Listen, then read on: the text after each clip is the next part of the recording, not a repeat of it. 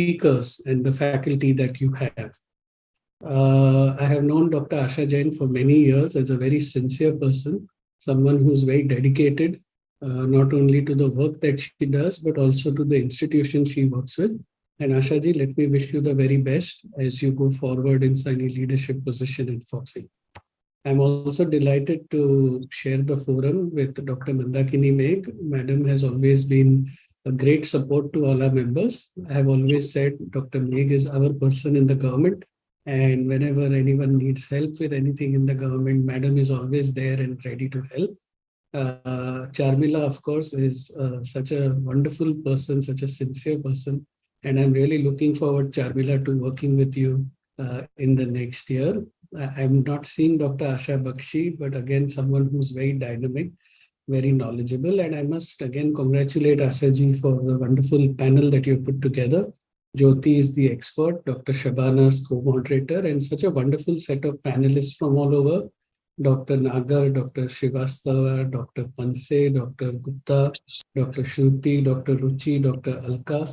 And in the second panel, Dr. Brajbala, Dr. Jyoti, Dr. Runda, Dr. Renu, Dr. Maheshwari, Dr. Shweta, and Dr. Anuradha, with co-moderator Dr. Sadhna Mehta and expert again, Jyoti. And I understand, Dr. Asha Jain, you have a very hectic couple of hours ahead of you because you're going to moderate both the panels. So I will step out of the way and let the audience enjoy the two panels that are going to follow. Thank you very much again for having me. It is my real pleasure and privilege. Thank you. Thank you, sir. Thanks a lot for those words of encouragement. And very few of my panelists have actually joined in. So let us see how it goes. I actually did not have an introductory lecture because I wanted 4 experts are here. You are there, Charmila is there, Mandakini ma'am is there, that you would actually give the basics and then we would just take the panel forward. So thank you, sir. Thank you for being with us. And now I have Dr. Mandakini Meg ma'am, who's the past chairperson of ICOG. Ma'am, I'm very honored to have you here. I know you're always with MP and Chhattisgarh. She was the chairperson of ICOG Foxy 2020 to 21, President Association of Medical Women of India Central Council, International Vice President MWIA Central Asia, National Vice President Foxy 2012 to 13, member of FIGO Committee on Infections During Pregnancy, member of AOFOG Reproductive and Sexual Health Committee, past president of Indian Federation of Ultrasound in Medicine and Biology, past dean of Indian College of Medical Ultrasound, chairperson of Imaging Science Committee, deputy director of Health Services, Government of Maharashtra, advisor. Yes. Everybody has heard those biodata last year. Thank you, ma'am. Thanks a lot. And we seek your blessings. Yeah. So, can you stop sharing, please? Yeah. 1 minute, I was. So, good evening, Asha, Charmila, Dr. Jaideep Tank, all my, I can say Maikeka people like Ujjain, Indore, Bhopal, Raipur, Chhattisgarh, and Jabalpur. All these people are mine because I am educated in Indore Medical College, very much product of MP, and also my Maika is in Ujjain. So I think always feel like coming home. As Dr. Jaideep has set the mood of the today's webinar. Very important. I think Sharmila will agree with me. We have been discussing this particular topic, postpartum hemorrhage, day in and day out. It's a perennial topic, and I think it is because of our repeated discussions, webinar, so many focus conferences on PPH, the maternal mortality rate by PPH is coming down. And we are very proud to say that even in India, like Maharashtra and Kerala are the 2 states which we have achieved already 2030 target by 2 digits, that is a 3032. But I think, Asha, there is much more things has to be done because this PPH care, and we have this formula of 70-30 with the FIGO, that in 70 there should not be any deaths 70% deaths by PPH and 30% by the maternal mortality disability by the PPH. So this is our formula. And most important focus, I think you are going to discuss. We have wonderful panelists here. But important is two things which I would like to say. That is the latest thing which are going to come. We are already discussing, that is a postpartum quality care. And second thing is important is a PPH bundle. Hi Shruti, hi. So PPH bundle. So this care, I think we have discussed it many forums, all of us are aware. But what is lacking is that still there are so many things to be done. But even in rural India, till today, I think everybody is seeing the newspaper, the Adivasi person was being carried out, they die at the door of the hospital. So we have to stop those preventable deaths. So in my opinion, communication, readiness of the facility. Because whenever we say, patient bhej rahe, so your headache is off. But actually when they go there is no readiness. So this readiness of the facility, training of those people who are handling that, supply, very important. Even in the this present government and on any government, GDP, supply of this thing is very, very important. And these three things will always remain. And the transport, that is a referral. So these four things, I think you must discuss in your, this program, because these are non-medical interventions, which are very important. And I think with the AI and things like that, which are coming, there will be a speedy communication. There will be instant mobile apps also. Already they are there. But I think this will reduce the burden of deaths due to the PPH. That is my frank opinion. Being the deputy director and director of family welfare, I have found this. And one just example I want to tell you, that whenever there was any patient to be transported, the facility was never ready. And one incident I want to just narrate to all my people who are seeing. Once when I was in Mantralaya, there was a challenge given to me, Madam, Dr. Meg, tell me what are the drugs which are available at the primary health center. So I told my principal secretary, you just find out from DHO that the methergine is not available. That time methergine they were using. They said, no, it is not possible. I said, please check, madam. And then what we found out from one DHO, no methergine, only IV salines and all. Because, so nobody gave the importance of proper, supply of the drugs, which is so important. So I think with this, Asha, I wish you a very great program. Keep on doing it. Keep on inviting us also and everybody. And Charmila, you are going to have a great year with our very dear Jaideep. You will make us proud always. And Asha, very best for you. Whatever there, I am there for you. Chhattisgarh MP is in my heart. Whatever help is required, Shruti, you know it, that we are there for everybody. So feel free to contact me and I'm always there for you. So thank you very much for this kind invitation. Thank you. Thank you, Mandakini ma'am. Your words really mean a lot. And everybody knows, even Jaideep sir said that you're always there whenever any government intervention is required. Yeah. So now I would like to welcome my dear friend Charmila. She is the Vice President-elect FOXI 2024, Chairperson Clinical Research Committee FOXI 2016 to 18, the ICOG Governing Council Member 2021 to 23, National Coordinator UNICEF FOXI PCA, MEDHA FOXI PG Program, ISAR Gurukul Program 22 to 23, Series Convener ICOG Journal Club and ICOG Certificate Courses 22 to 23, WHO Southeast Asia Region, MDSR India Member, Past Secretary Trichy Society, President Menstrual Hygiene Management Consortium 2018 to 20, Joint Secretary Gestosis India Association. More than that, I've seen her in her campaigning time. She is a really knowledgeable person who's always ready to help you out, always ready. Previously, I called her in any number of webinars. She was always there as an expert. So welcome, Dr. Charmila. Over to you now. Thank you so much, Asha. It's always an honor to be in a program where Dr. Jaideep is the chief guest and my teacher, Dr. Mandakini Meg, is the guest of honor. Dr. Jaideep Tank was an inspiration for me to become a chairperson in FOXI, and I was desperate that I should get into his tenure so that I learned from him. And Meg Madam has introduced us to Foxy even as postgraduates, because Kama Hospital, 6th floor was Foxy office. And she used to provide us with books which were available when the committees prepared their Foxy Focus and books. We used to get free copies because of Madam. Thank you so much, ma'am, for always being a great help, academic wise as well as personally. Thank you so much. And as for Asha, Asha is a very, very sincere, hardworking. Asha ma'am, good evening, ma'am.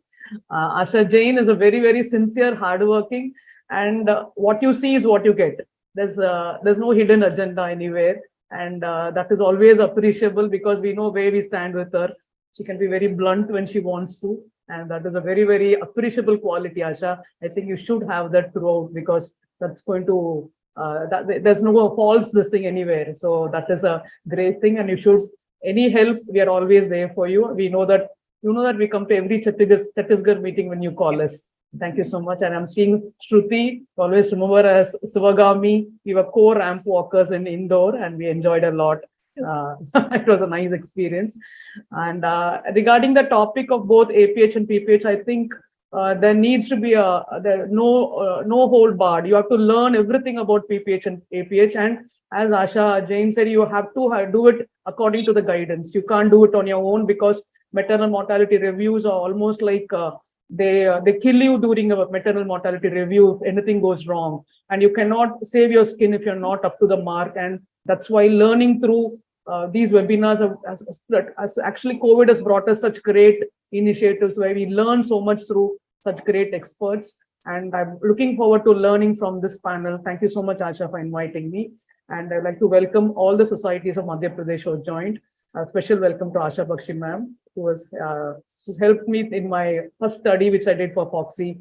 I was a PI because of her help. Thank you so much for that. Thank you. Thank you, Charmila. Asha ma'am, I kept you for the last because you said you were traveling. Yeah. So here's our own Asha Bakshi ma'am, who's an MS FICOG, FRCOG, and she is currently the Vice President, Foxy, West Zone, Treasurer, ITSAR, Member of Executive Committee, AICC RCOG West Zone, Founder Chairperson, MP IAG and MP ISAR, Member of Advisory Committee, PCP NDT Indore. She's also been the Chairperson of Foxy Infertility Committee, Member of ICOG Governing Council, and past President of IOGS. She has the first ICSI, TESA, ICSI and micro TSCE ICSI babies of Madhya Pradesh. Asha, it's okay. Everyone knows me. This is Madhya Pradesh, so they know me, no problem. Please go ahead. Welcome, ma'am. Welcome. And we would really want to hear a few words from you. Before that, I want to acknowledge the presence of Asha. I missed you in my this thing. And Asha, it is such a pleasure to see you, because as soon as I see you, Archana Base, all of you, even Alka, everybody, that I feel like home. And whenever there is an invitation from MP, I just can't miss to come back to my Mica and my, medical college, which I passed from Indore Medical College.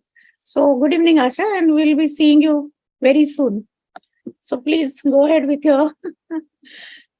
So a very good evening to all of you. And Asha, thank you so much for inviting us. And I know you since long time. While I was abroad, that time also I had heard about you, that you were doing very good work in cervical cancer, if I'm not mistaken, because my cousin was in Raipur and she used to say that there is a very sincere gynecologist who is doing a lot of work in cancer cervix. So that's how I know you.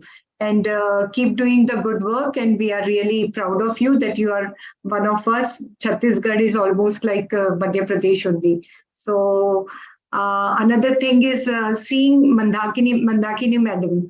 I really like her right from the beginning, but I developed more respect for her when she became the chairperson of ICOG, because that is the time the educational level of Obs and Gynae amongst the gynecologists really went up very high. And till now, because that now she has given a trend, this webinar and the ICOG courses, they all are doing so well. So congratulations, madam, for setting such a good trend.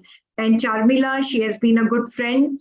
and we both did the mother study on ovarian reserve, which was an all India study. And I'm glad that you helped me out and we could do it, because again, I want to do one study, but I'm not getting sincere people like you. So that's you.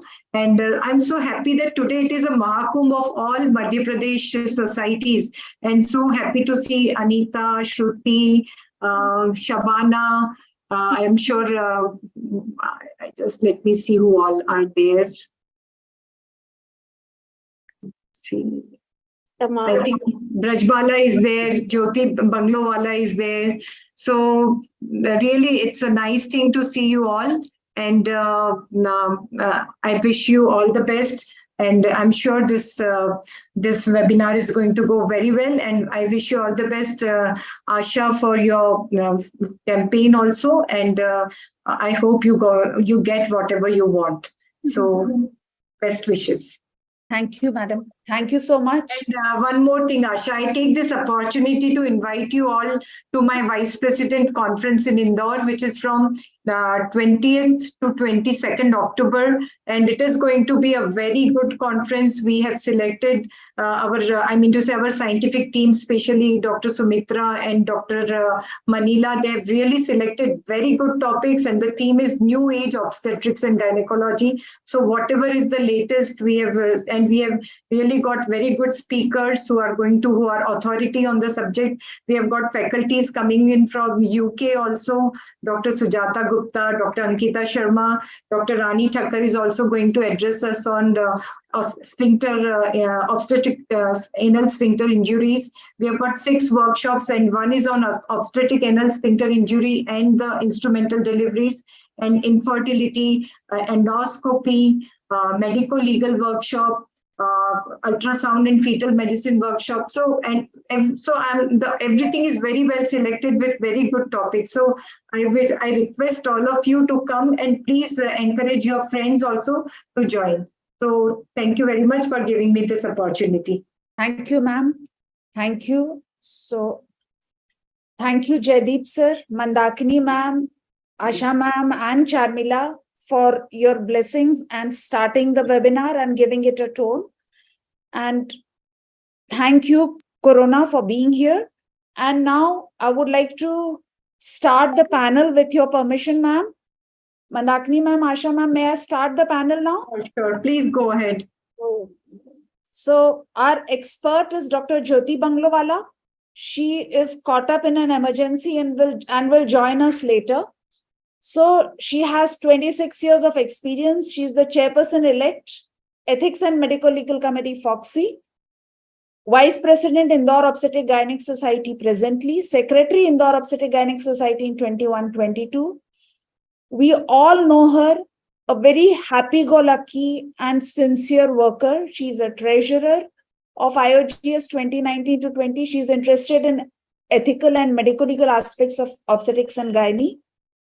So she has many awards. The latest one was MS Signature Awards. And may I have the next, please? Next. My co-moderator is Dr. Shabana Sultan. She's the secretary of Bhopal Obstetric Gynec Society. She has presented many papers in national conferences. She's the member of esteemed team of PPH bundle along with Sevagram, past joint secretary Bhopal Gynec Society, past treasurer Bhopal Obstetric Gynec Society, and presently she is the secretary. She is also an executive member of MP ISAR. She has done many international projects with Harvard University and has a special interest in gynec oncology and high-risk pregnancy. She is a master trainer of cervical screening program. So welcome, Dr. Shabana, ma'am. Thank you, ma'am. Thank you for the nice words. Next, please. These are my panelists. Dr. Jagriti Nagar, who's the president of Sagar Obstetric Gynec Society. We'll just introduce in short. We have Dr. Anita Srivastava, ma'am, who's the president of Bhopal Obstetric Gynec Society. Dr. Manek Panse has just developed severe URI so she may not join. She is the president of Jabalpur Gynec Society. Dr. Deepti Gupta is the secretary of Jabalpur Obstetric Gynec Society. We have Dr. Shruti Malvi, better known as Shivgami. Your act at Indore was outstanding. Then we have Dr. Ruchi Saxena, who's the secretary of Hoshangabad Society, and Dr. Alka Agrawal has expressed her inability to join. So with this, we will proceed to the panel. We have approximately 45 minutes for the panel, and we will be discussing guidelines. It is my request to all the panelists to discuss the guideline first, but it's not a ban that they cannot actually discuss their experiences. But with their experiences, they also have to discuss the guidelines. So first we go to antepartum hemorrhage guidelines. The latest guidelines that are available are the Green Top Guidelines number 63, which came in November 2011. You can imagine it's been such a long time and still we don't have newer guidelines. So as an introduction, I would like to ask my panelists, what is the incidence of antepartum hemorrhage? Any of the panelists may answer, please. Good evening, Asha ma'am. It's Namaskar, nice to be Anita with ma'am. you. I'm Dr. Anita Shwasa from Bhopal. Antepartum hemorrhage is the bleeding from the genital tract occurring after the 24th week. And it is about 3 to 5% of the pregnancies are complicated by this. It may be a placenta previa or abruptio or of a known cause or the mixed variety. But it is about 3 to 5%, I think. Thank you. It's between 2 to 6% is the final figure. So what is the contribution of APH to maternal mortality? Good evening, ma'am. Dr. Deepti Gupta here Yes, from Dr. Jabalpur. Deepti. Yes. Ma'am, the contribution of APH to maternal mortality in current scenario, I believe, has significantly decreased, though we still have a long way to go. And earlier, we used to see a lot of cases being lost to hemorrhage because of APH and PPH. But as of now, with improved surgical techniques, better availability of blood products, hemostatic agents, the availability of dedicated obstetric ICU services, and intensivist and multidisciplinary approach, at least in our institute, we are definitely seeing a significant and clear decline in maternal mortality because of APH, especially if the woman is referred in time. I diagnosed and referred in time. True. That is very true. And you've already answered the third part of the question. And that is it possible to prevent this fraction of maternal mortality? Yes. You've already said that, yes, it is. Right. Right. So, Madam, I like to say that we cannot prevent 100% of the deaths with it, but agree. we can definitely reduce the number to a great extent. Yeah. So We it is anticipate- preventable to a certain extent. Yeah. We should anticipate and be ready for it. And then we can, yes, prevent it. Because if there are risk factors present, then we should be prepared at the outset. And that's how we can prevent the disasters later. Very true, Dr. Shruti. So, what are the risk factors for abruption? We have abruption, we have placenta previa, and then we have other genital tract causes, which were mentioned previously. So, what are the risk factors? Ma'am, for abruptio placentae, one of the commonest risk factors is hypertensive disorders of pregnancy. And another common risk factor is nutritional deficiencies, particularly folic acid deficiency. And certain drug abusers, especially cocaine, intimate partner violence, these are a couple of other factors which have been reported and documented as well. I like to add, if the lady has previous abruption in previous pregnancy, the risk of abruption in this pregnancy increases almost to the double or the triple. Second thing, if there is first trimester bleeding in the pregnancy, the risk of abruption of placenta definitely increases. If there is IUFD, if there is some hemophilia type of thing, the presentation is non-vertex or the transverse lie or something, then the risk of placental abruption is more. Premature rupture of a membrane, intrauterine infections, any abdominal trauma, maybe it is a roadside accident or it may be a trauma at home, violence against the pregnant woman. So these are the common risk factors, I think. So there's a little more that it's an advanced maternal age, Polyhydramnios. polyhydramnios. Or IUGR, you can add IUGR in it. Yes. So these are the risk factors. So if we have any of these, intrauterine infection is another one. Yes. Where we need to be alert. And if we are alert, we will catch the risk factors and we'll be able to prevent. Dr. Shabana, would you take it?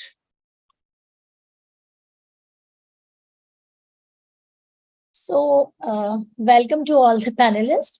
I just want to ask, are the risk factors, they are different for placenta previa, which we are getting nowadays much more cases of placenta previa? Placenta previa is more prevalent with previous history of cesareans. Yes. So if there is an obvious history of previous section, first thing we should anticipate is this. And Yes. other things are, yes, common. But yes, previous section should ring a bell. Yes, this patient can land up into Other previa risk factors, because of the other risk factors for placenta. yes. Other risk factors for placenta previa are previous termination of pregnancy, maybe MTP or septic abortion, any infection, intrauterine infection, which has got damage in the endometrium.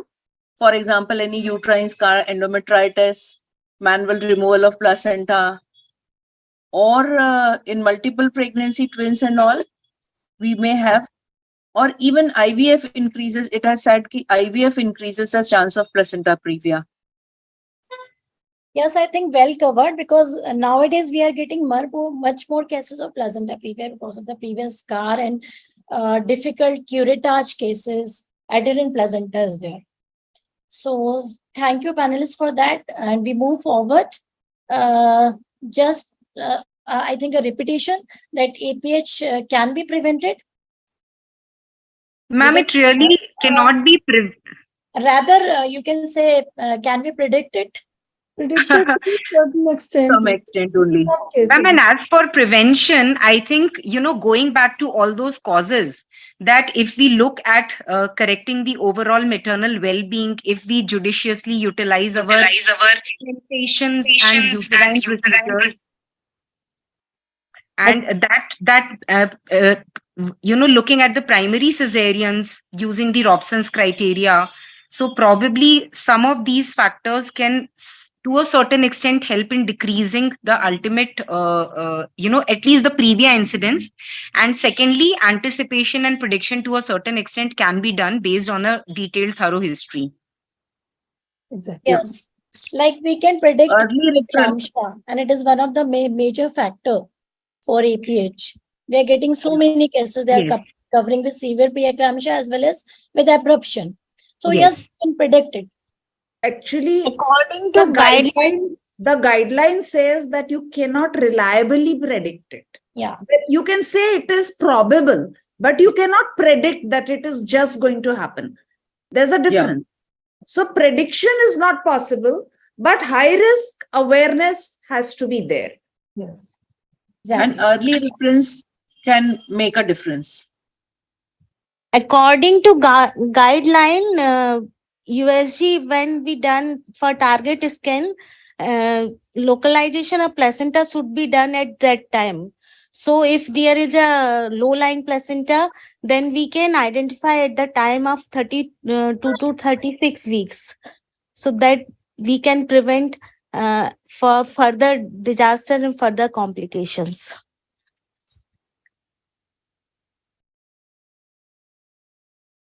Even in the last trimester scan, it should be done thoroughly.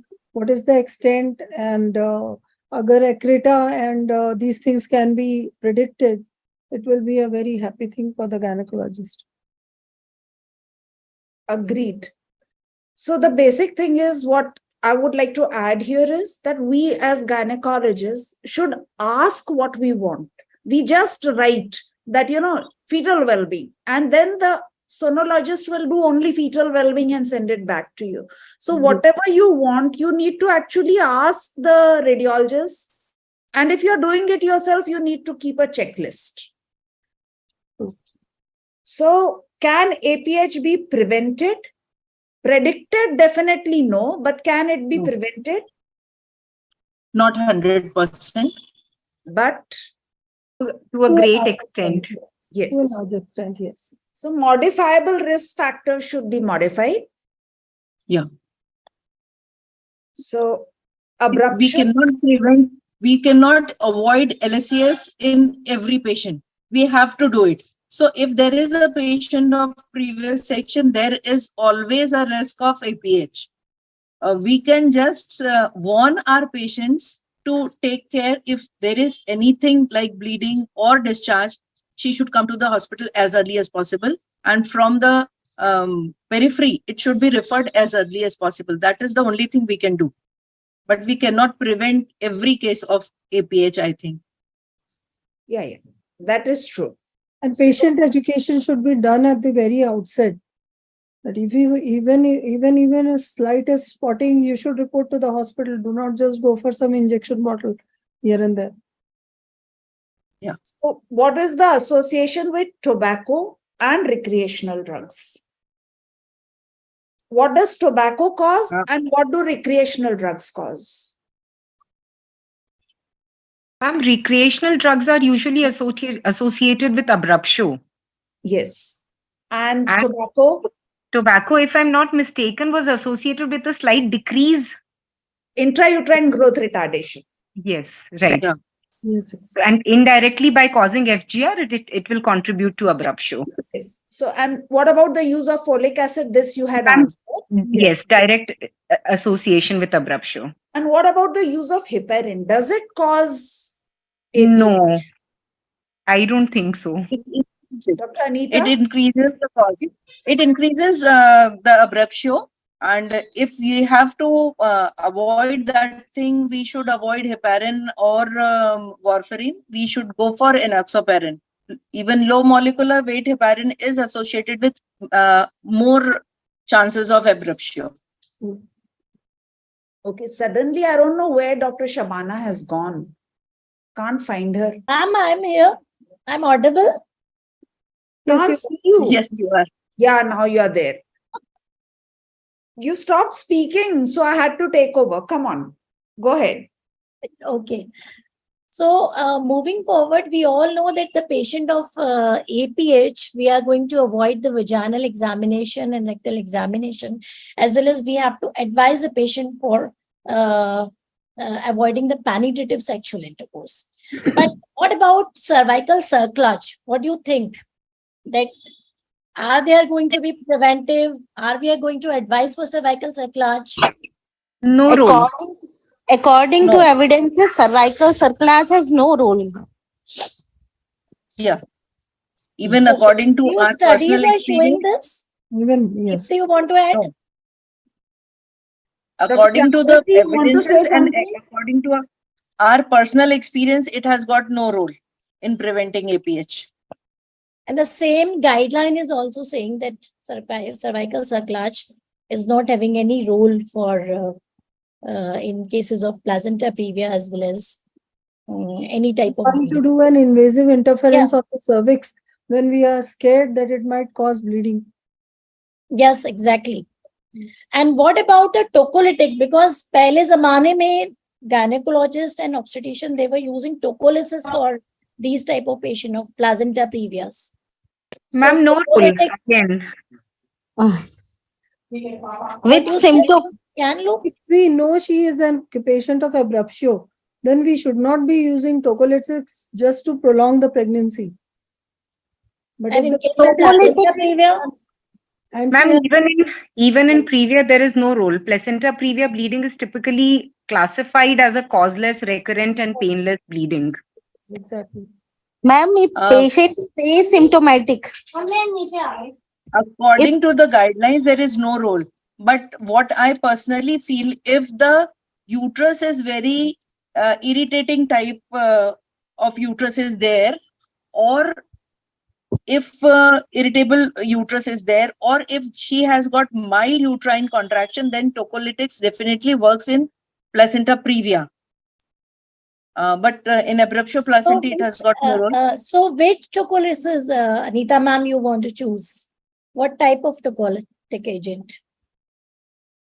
I usually use isosuprene. I have For no how long, ma'am? experience And for how long? atosiban. Atosiban का मेरा कोई experience नहीं है. Isoxaprine I'm also using. हाँ, I use Aisha it. ma'am, But- आप कुछ बोल रहे थे Aisha ma'am? I was asking for how long do you use it? Till the Till uterus 48 gets hours. down, 48 hours or even for 3 to 5 days. Till the patient is comfortable, she has got no, usually patient complains of mild pain in abdomen. If the pain goes, if the uterine contractility decreases, then we can stop it. Dr. Shruti? Madam, I would love to continue it. I see no harm in continuing it till 36 weeks if I can. Oral Ma'am, tablets. actually, I the mean, drug guidelines are that it is not to be used for more than 72 hours. That is the guideline. the acute Because condition. after that, the uterine muscles have an escape effect and it doesn't work. Okay. So that is one thing. And another thing is if she has abruptio, what you are seeing outside is actually, Report the answer, please. We don't know means what if it is placenta previa, yes, we can think of tocolysis, but not in abruptio, right? Yes. Is that clear? Yes, it will cause vasodilatation and increase more of the bleeding in Yes. abruptio. agree. Yes. Absolutely. Yes, and we have to choose कि जो hemodynaमिc instability है वो और ना बढ़ जाए. ऐसा tocolytic ना choose कर ले कि हमें patient की hemodynamic instability दिखने लगे. So I just want to ask then if we are encountering with patients of APH, what are the possible complications which can be occur?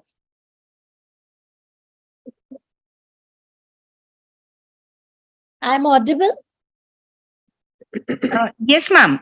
Ma'am, like most obstetric conditions, the complications can usually be divided in maternal complications and fetal complications.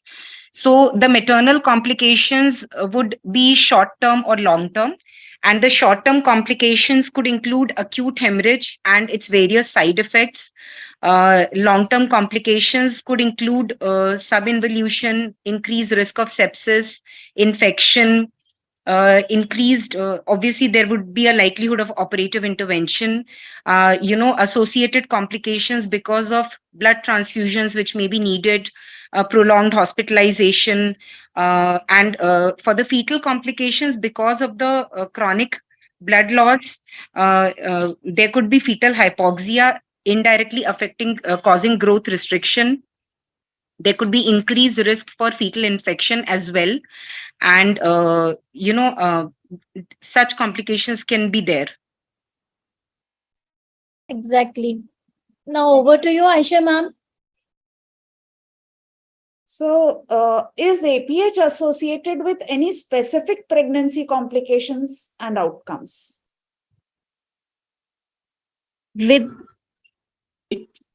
Due to APH, the patient may land up in preterm labor. Yes. Prematurity of the baby or the perinatal outcome will be poorer.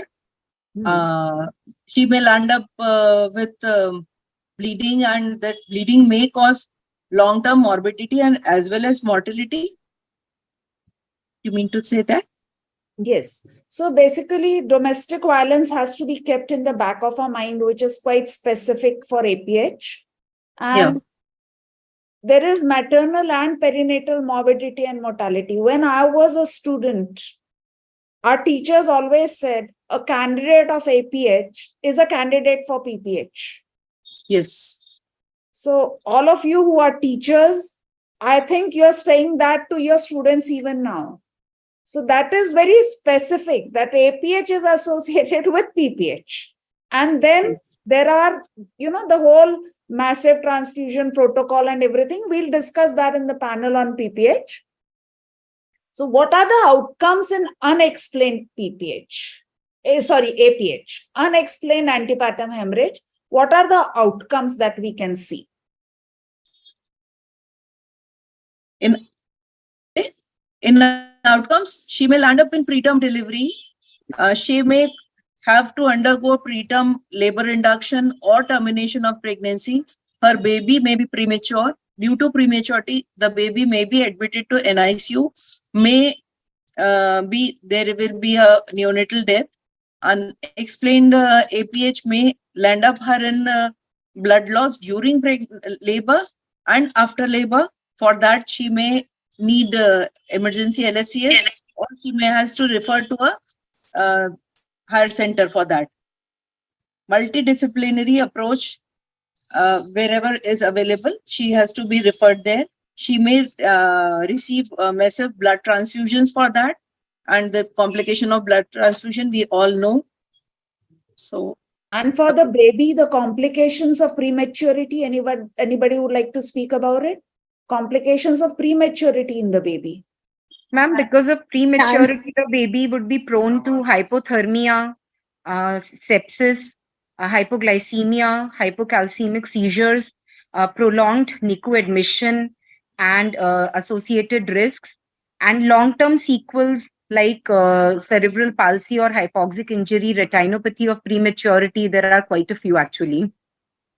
Yeah, and the means intelligence is also less. Dr. Jagriti, want to say something? Ma'am, chances of respiratory disease are more common with these infants, and with mothers, if there is a history of abruptio, then there is a chances of likelihood of DIC and renal complication are also associated with these. So this is a very common question. Where should the woman presenting with APH be managed? a place where all the facilities, multidisciplinary facilities are available. For example, there should be a senior obstetrician there. There should be a proper labor room. There should be facility of blood transfusion. There should be a physician who can handle the multi-organ, multidisciplinary action for that. Sometimes the surgeon may also be needed for that. The anesthesiologist and pediatrician Yes. should also be kept in the loop. Yes. Pathologist the lab facilities should be available. And moreover, if she has landed into a first trimester spotting, that should ring a bell for the next all the following months. She should be constantly counseled and prepared to go to a center for her delivery where all these things are available. Yes. उसके husband का सबसे पहले blood group कराना चाहिए. उन लोग को पता नहीं होता उनका ग्रुप. डोनर रेडी करा के रखना चाहिए. Exactly. Shabana ma'am. Yes, ma'am. So I just want to ask, what is the role of clinical assessment in APH? Ma'am, the clinical assessment is actually quite important. Yes. And perhaps taken for granted to a certain extent because बहुत ज़्यादा अपन diagnostics पे dependent होते जा रहे हैं. तो मतलब detailed history taking starting right from her preconception period about her nutritional status, background history, etc., her past obstetric history. Many a times small uterine interventions like DNC, etc., are skipped. मतलब patients are like, बस हाँ कभी सफाई करवाई थी, ऐसा वाला. And then her pregnancy progress throughout. And then, of course, a thorough clinical examination, including the general and the systemic examination. There should be a good stress on pallor of the patient and overall build and nutrition of the patient. The idea is also we need to understand the, compliance and the awareness of the couple. because we need to tell them and counsel them and prepare them for the complications. Sometimes we may even need to keep them in hospital for a long term duration, because probably they're not in a position to understand the implications and come back and forth for regular monitoring. So actually, we have to track where the patient stands in terms of management. कितना severity है, कैसा management चाहिए? कितना amount का मतलब loss हो रहा है patient का. Yes, कितनी Yes. severity. I like to add two things. One, the patient tell us about the medical termination of pregnancy. Why medical means she has taken tablets and she has not aborted completely, and she has suffered some endometritis and all. So this also causes the increased chances of APH for that patient. And second thing, those patients who are compensated for anemia. For example, the hemoglobin is not less, but the stores are exhausted. That patient will not withstand the APH properly. So that patient is more dangerous, is in more danger than other patients. So compensated anemia should also be checked for these patients. So yes, a good clinical examination is very important, because what happens when a patient comes with hardness over the abdomen, she's come with bleeding PV. Sometimes the diagnosis may be different. हम उसे APH diagnose करके बैठ जाते हैं. कई बार ऐसा हुआ है मेडिकल कॉलेज में कि स्टूडेंट्स ने देखा और बोला कि मैडम ये तो एब्रप्शो प्लेजेंटा लग रही है, बट वो पेशेंट निकली पोस्टीरियर वॉल रप्चर. तो it happens many time. So a good clinical examination is really very important. हमें diagnosis में clinical assessment powerful रखना पड़ेगा कि abruption की patient कैसे present कर रही है, and एक rupture uterus की patient कैसे present कर रही है. And कई बार it happens that abdominal pregnancy with a tender uterus, extreme tender uterus, but although उसमें bleeding नहीं थी, but tenderness extreme थी. तो ये सारे differential diagnosis में आ जाते हैं. So good clinical examination, not dependent on the diagnostic facilities, is really gives you a good clue for further management. Thank you so much. We move they forward. should have their pulse and BP taken. It's the very Good basic clinical thing. examination. Yes. Yes. Then, because then only you can decide what is her hemodynamic status before you do anything big. Then the abdominal palpation, you can examine by a speculum definitely. And if she has sonography reports where the placenta is not lower segment, Then we can. you can do a digital examination. Yes. Right? Because outside maybe there is a very little blood and the vagina is full of clots. That possibility is also there. So what are the investigations that should be performed? What? The routine investigations are CBP, her blood group and type, her bleeding profile, PTI, or ultrasound with the placental mapping, and according to the routine investigation, which suggests something else which is predisposing her for APH. One question I want to ask you all. In your places, is the Klehor-Betke test available? No. No, ma'am. No. So for us, it is just theory. That Yes. even if you do it, it usually doesn't show up immediately. Nothing will show. So then would you give anti-D or not? If the mother is RH negative, would you give anti-D? Yes, we should. Should give anti-D. With every episode of APH, even if it is minor bleeding, we have to give NTD. Means I'm asking you all a practical question where I want to know, even for my own practice, how do you decide how much to give? You give just one vial or you give more? How do you decide how much are you going to give? Sir, madam, without calculating anything, we give 300 micrograms. Same here, madam. We are also giving 300. Anyone has given more than that ever? No. I have not. Is it mentioned in the guideline? Yes. Guideline में 500 है madam, पर लेकिन हमने कभी नहीं दिया. Yes. Okay. So that is what I wanted somebody to bring out, that is what has to be given. Even in the first trimester, it should not be less than 150. And Trimester we give 150. Okay. So now what are the fetal investigations you're going to do? CTG, तो regularly we do. Madam, first the sonography, fetal heart rate recording, intermittent fetal heart rate recording, CTEG. And और stabilize हो गई तो periodically we should see The the growth. ultrasound. And assuming that she's, yes, like Shruti ma'am said, assuming that this was her first episode or she's on McAfee regime and on conservative management, I guess only then there would be a role of ongoing fetal monitoring. Otherwise, most cases of APH would be needing immediate intervention. okay. So And how we don't have fetal scalp electrode or fetal pH sampling, ma'am. Madam, I have come across 2 patients of Vasa previa. They had mild bleeding throughout their pregnancy, but they took the pregnancy up to 36 weeks and then delivered the baby. So then in that case, we have to go for fetal monitoring regularly. Na? Ma'am, if the vasa previa were bleeding, she would not have carried the pregnancy. She may have had vasa previa, but that vasa previa is from the lower, the umbilical cord is inserted marginally, and then it is from the edge that there is bleeding. The vasa previa, once they ruptured, the baby is gone. No, but spotting. But even if there is vasa previa, the bleeding would not be from the vasa previa. The bleeding would be from the marginal placenta. Yeah, maybe. So should women with APH be hospitalized, and if so, for how long?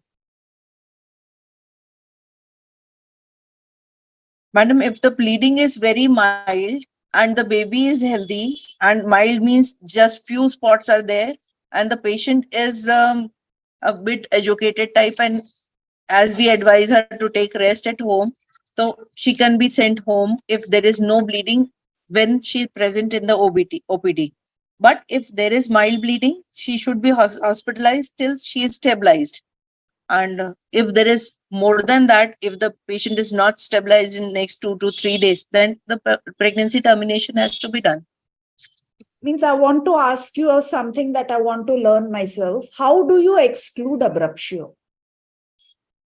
Means because outside the spotting is a few drops, but how do you exclude abruptio?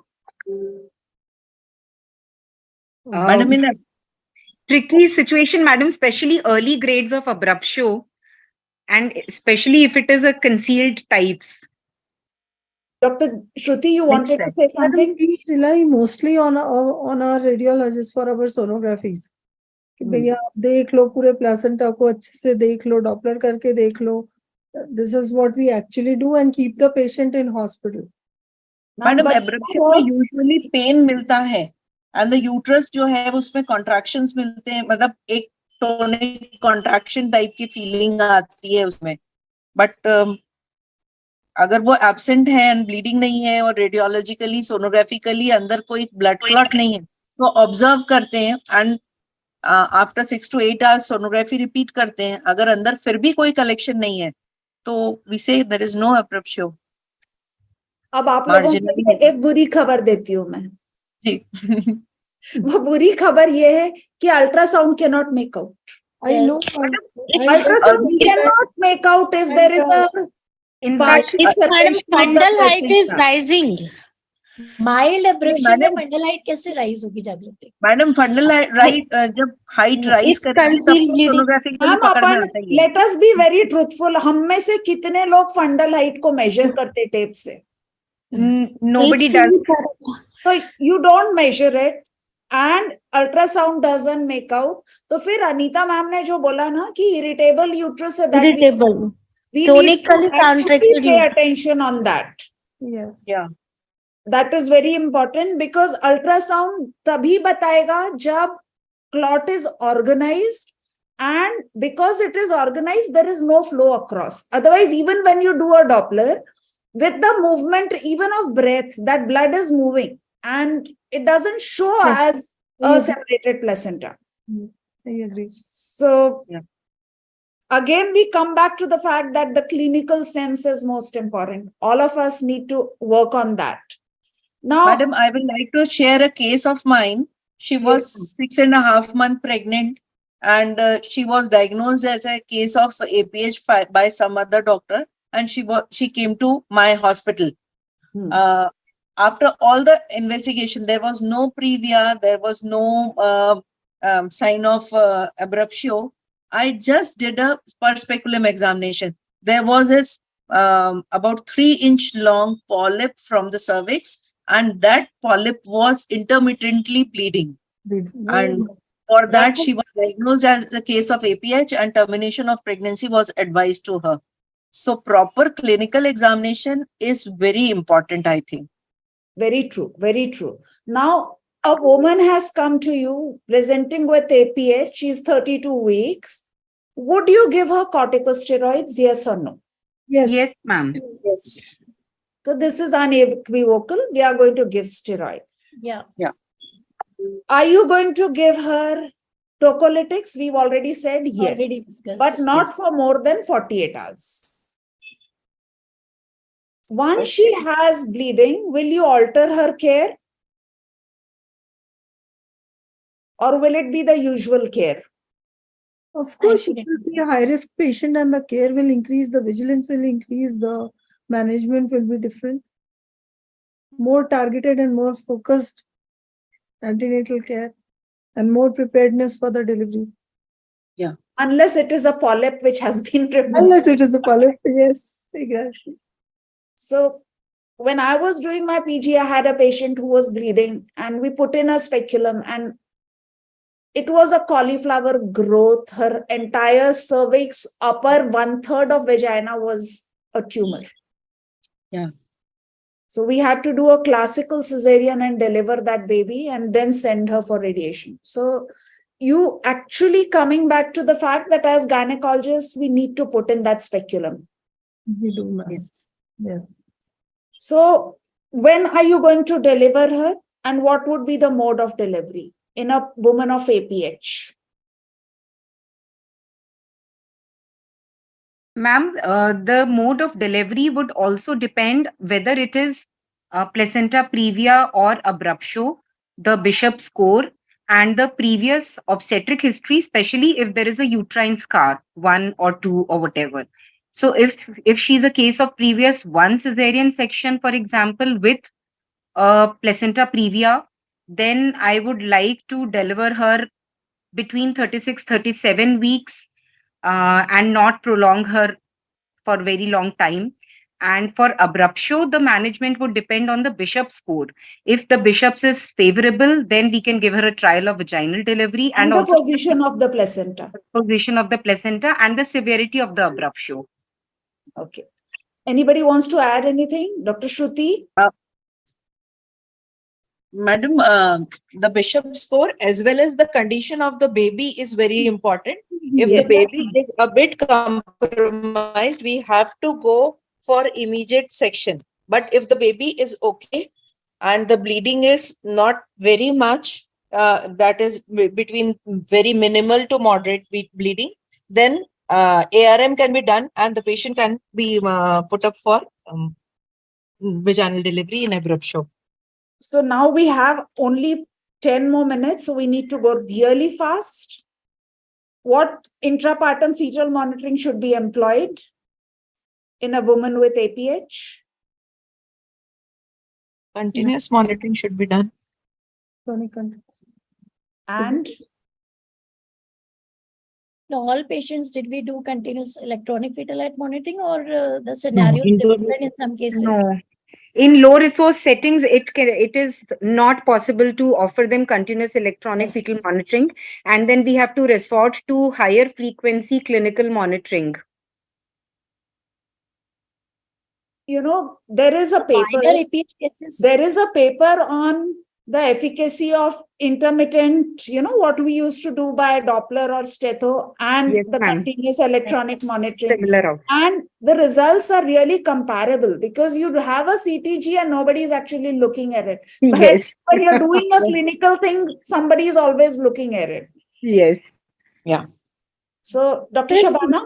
Yeah. I love So because which anesthesia usually we choose? I mean, our anesthetists choose. Ma'am, in our experience, most of the times they prefer general anesthesia. If we Major If cases of the patient yeah, is stable, spinal can be given.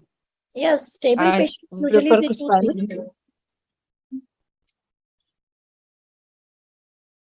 Come on, quick.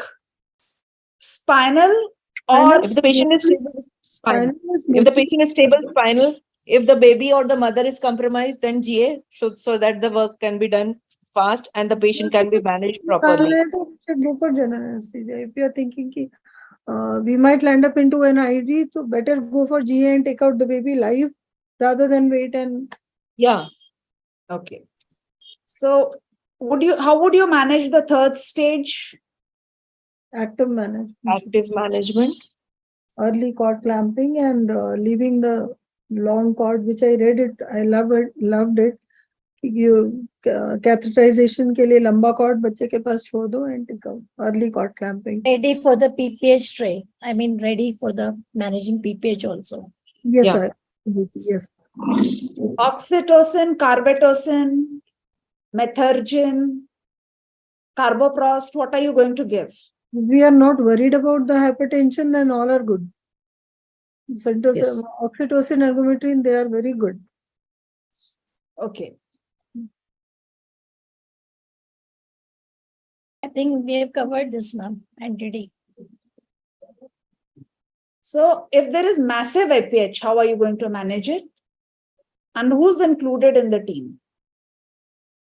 Ma'am, she has to be triaged as one of the most important cases. We have to shout for help, ask for the senior most people available.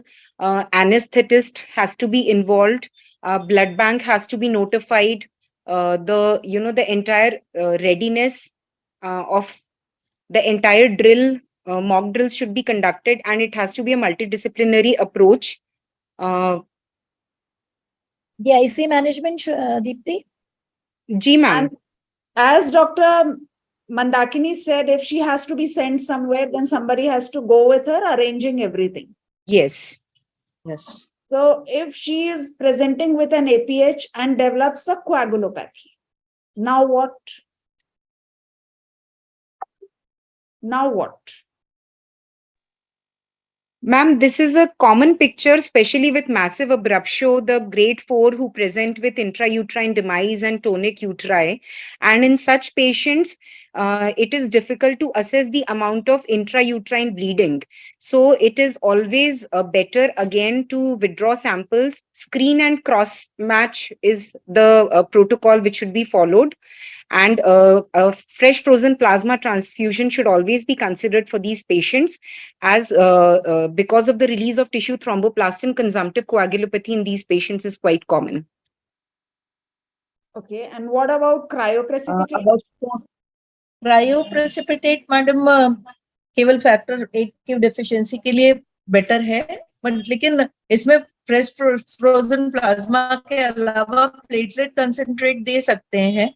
About 4 unit of FFP followed by 10 unit of platelet concentrate, and according to the blood loss, the packed cells can be replaced. Ma'am, the guideline is that you start with 4 units of FFP and 10 units of cryoprecipitate, which is easily available, while you get the results, and then according to the deficiency, you're going to give whatever is required.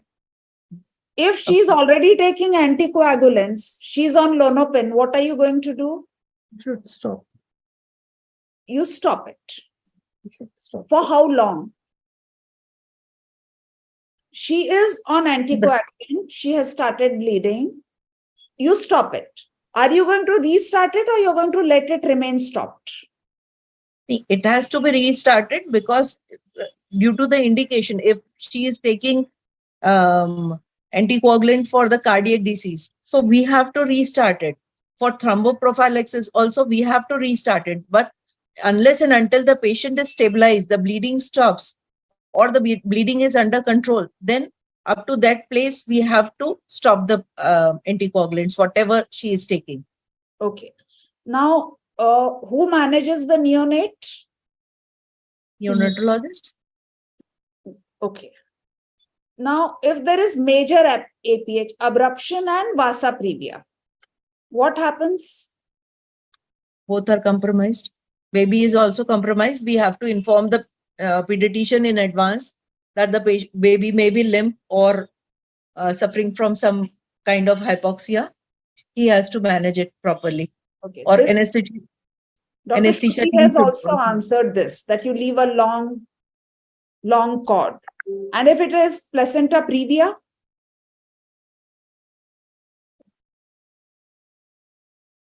if it is, Then also same.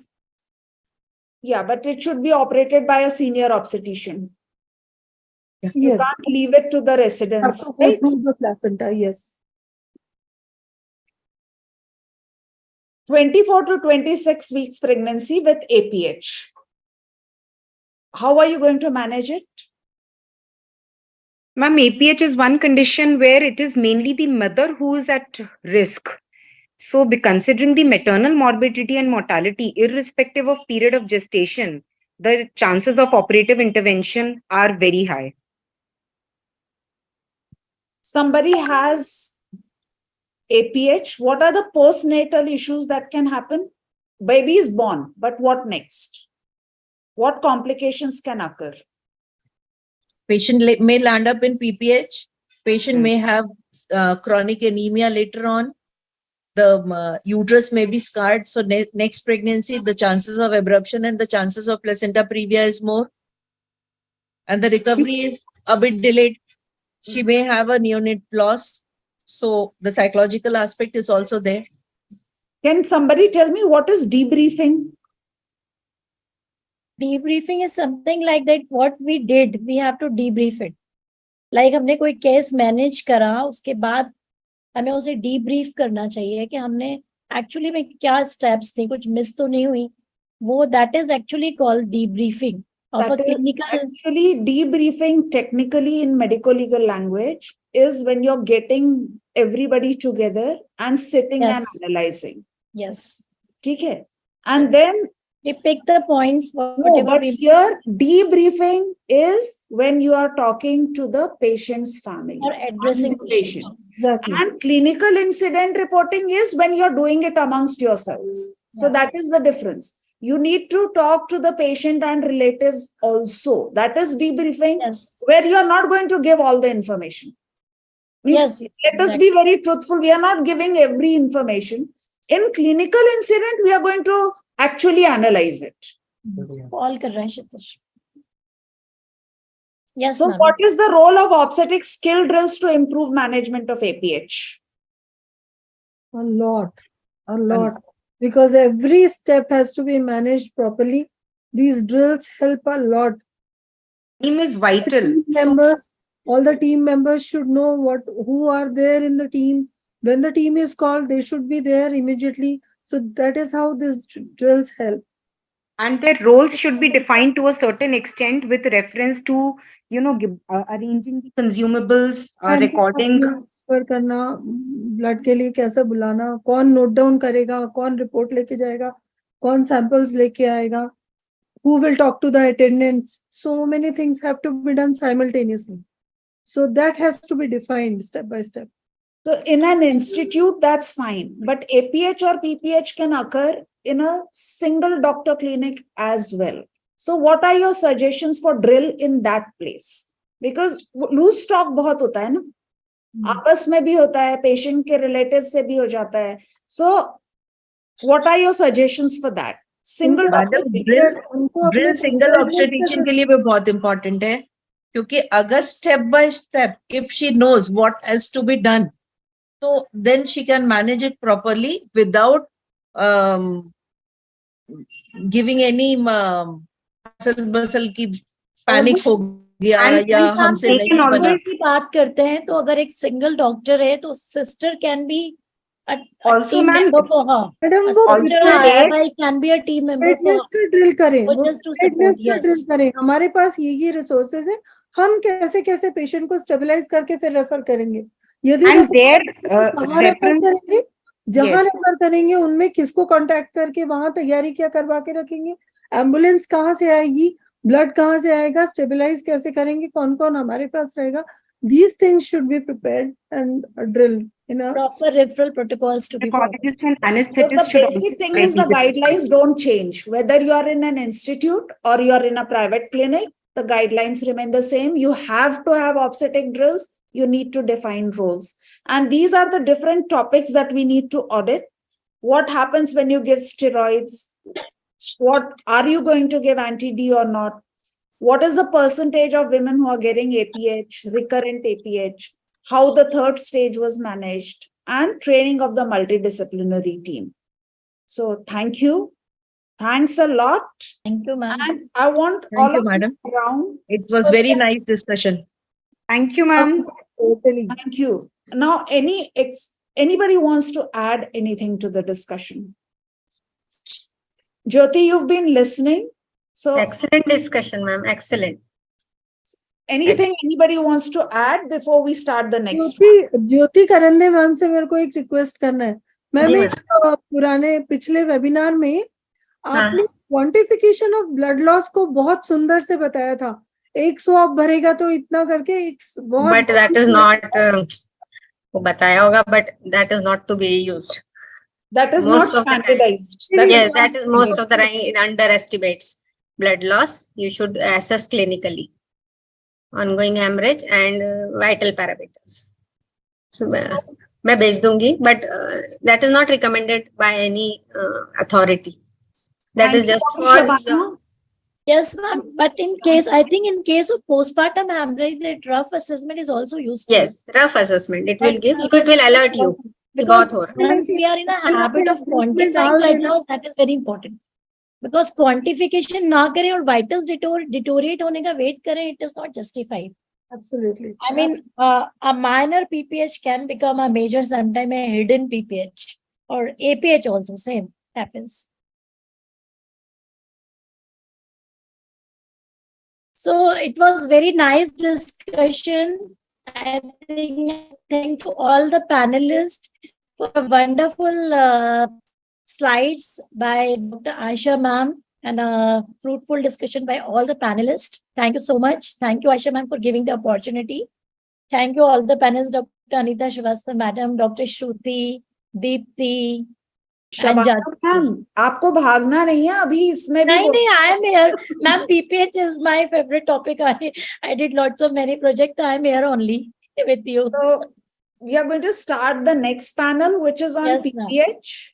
And I'm the moderator and co-moderator is Dr. Sadhna Mehta. Ma'am, आप कहाँ हो?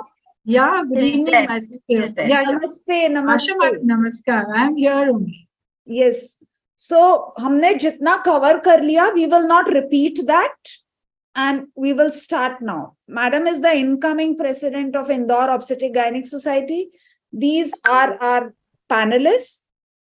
Dr. Brajbala Tiwari, President Indore, Dr. Jyoti Karande, Secretary Indore, Dr. Vrinda Joshi, President Gwalior Obstetric Gynec Society, Dr. Renu Jain, Secretary Gwalior, Dr. Rupali Maheshwari, Secretary Ujjain, Dr. Shweta Kaul, incoming Secretary of Indore, and Dr. Anuradha Pancholi, who is the Treasurer of Ujjain Society.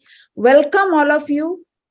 Because we are all known to each other, I'm not really expanding this because I sort of have that in me that we should finish on time. You know, किसी का extra time waste नहीं होना चाहिए. So let us take it forward from here. We are going to discuss two different guidelines. One is the Green Top guidelines, that is of December 2016, and then the ACOG guidelines, which have come later.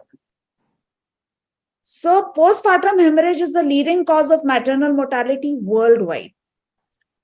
The prevalence rate is approximately 6%, and out of that, 50% is due to atonic PPH.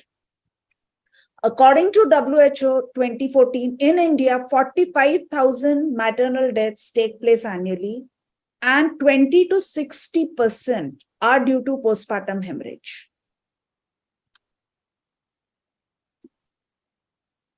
So when we are talking of prediction and prevention of PPH, what are the risk factors for developing PPH and how can they be minimized? Dear panelists, Good evening, ma'am. good evening. Myself, Dr. Renu Jain, Dr. Renu Jain, Secretary from Gwalior OBGY Society. Ma'am, there are many risk factors which all clinicians should know about them, and they can be present in antenatal period, or they may have present during intranatal period, intrapartum period. So during antenatal period, the risk factors may be like placenta previa, placenta accreta, previous for any coagulation disorder, patient is having some coagulation disorder or having thrombocytopenia. And during intrapartum, like the baby is microsomic more than 4 kg, baby weight is more than 4 kg, the patient is multipara, and there is prolonged use of oxytocin for labor augmentation, and prolonged second stage of the labor is another risk factor for development of PPH. So we all should take care of these risk factors, and we should twin pregnancy, prolonged first stage, prolonged second stage, if an instrumental delivery has been done, if she has preeclampsia, or if she is undergoing any procedure under general anesthesia, that also becomes a risk factor for PPH. So when you're talking of minimizing risk, what do you think about anemia? It should be treated antenatally, and oral iron therapy should be given. Now it's we give universal oral iron therapy to all women. If she's near term and she's not tolerating oral iron, then IV iron. And if IV iron is also, she's very near term, then maybe blood transfusion. But by any means, before she goes into labor, her anemia should be corrected. What about sickle cell patients or thalassemia patients? Then they should be delivered in a proper center. I mean, their medical condition should be optimized under a multidisciplinary care team, and they should not be delivered in an isolated center. It should be delivered where all facilities, even ICU care is available for them. And blood bank facilities, ICU care, everything should be available when such patients, they are high risk pregnancy, so they should be receiving proper care. So what is your opinion about uterine massage? Reducing the blood loss at delivery. So 3 things: uterine massage, uterotonics, and tranexamic acids. Which of these would you use?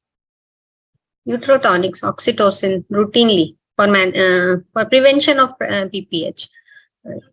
And tranexamic acid I use for all cesarean sections. For normal deliveries, oxytocin is the first drug of choice for prevention of PPH. What about uterine massage? Somebody, she's delivered normally, sab theek hai, and suddenly she starts bleeding.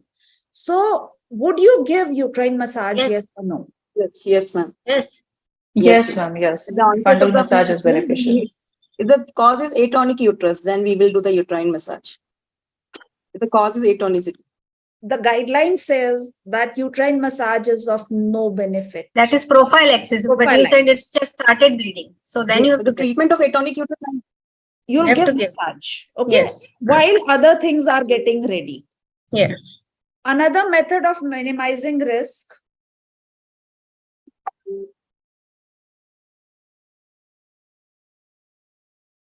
So what are the procedures that you're going to use? Uterotonics. First, we will get the uterotonic injection, oxytocin 10 international units, IM/IV, and then we will not do early cord clamping. This I want to highlight here, that there is early cord clamping is not recommended nowadays. We should do cord clamp at 1 to 3 minutes only, not before 1 minute. And if this is preceded by APH, then if this is preceded by APH, means your woman has had APH. Now you're delivering her. Yes, ma'am. Would you still not do early cord clamping? It depends on the condition of the baby, madam, at the time of delivery. If newborn needs immediate resuscitation, then we have to do early cord clamping. Otherwise, if the baby cries immediately, there is no need of early cord clamping, and we should do essential newborn care only. Okay. So, Sadhna, ma'am? Yes, ma'am. So, next is Dr. Jyoti. How should PPH be managed in such situations? So, management of PPH will require simultaneously, we have to assess the condition, we have to start resuscitation, we have to call for help.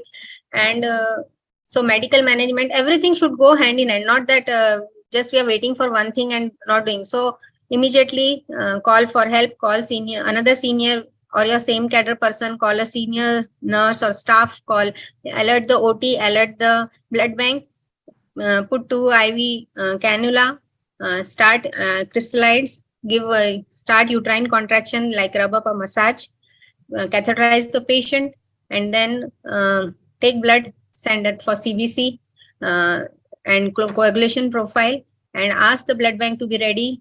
If required, then we may ask for 4 units of blood immediately. So this is the first line management. And then uterotonics, we spoke about it. If 10 units of oxytocin, which we have already given to the patient, and if she has not responded, then again you can give 5 units instant IV, followed by a drip with 40 units. Jyoti will be discussing the massive transfusion protocol later. Okay. Okay. One so it thing will be a I forgot to multidisciplinary say approach. Is that communication with the woman and family is very important. Very important. Yes, ma'am. And And we have to secondly- examine the patient to know the cause of the PPH, whether it is a traumatic PPH or atonic PPH.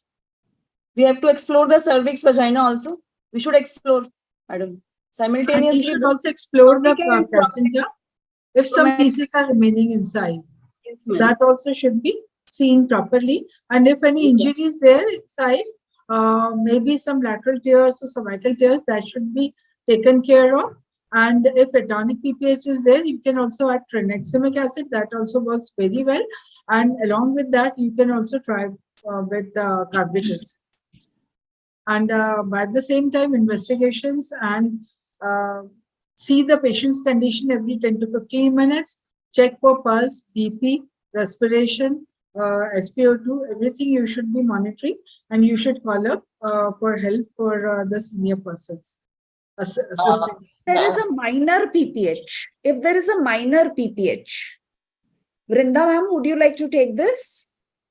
Yes, before that, I wanted to say something about the earlier discussion that when there is PPH, Dr. Renu very correctly suggested that once the preliminary things of wearing everybody and then putting in the cannula and then starting crystalloids, everything is done, then we have to find out the cause. Now, this is one very important point where the proper lighting, proper positioning of the patient and presence of assistant is very essential to identify if there is any trauma in the entire birth canal.